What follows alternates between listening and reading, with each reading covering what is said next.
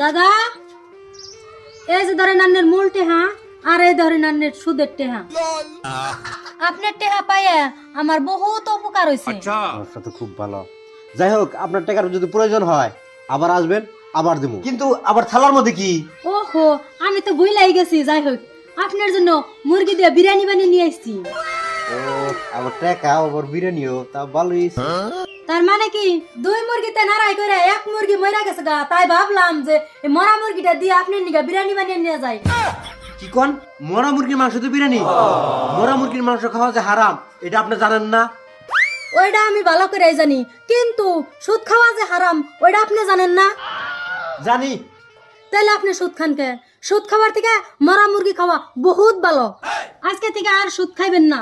হ্যাঁ। আর আপনি ভাবছেন যে এটা মরা মুরগির মাংস দিয়ে বিরিয়ানি বানিয়ে নিয়ে আইছি, তা না। আপনারা বোঝানির জন্য এই কথাগুলো কইলাম। এটা হালাল মুরগির মাংস, আপনি নিঃসন্দেহ ভাবে খাই হারবেন। হ্যাঁ। এই ভিডিওটি যদি ভালো লাগে অবশ্যই শেয়ার দিবেন। Okay.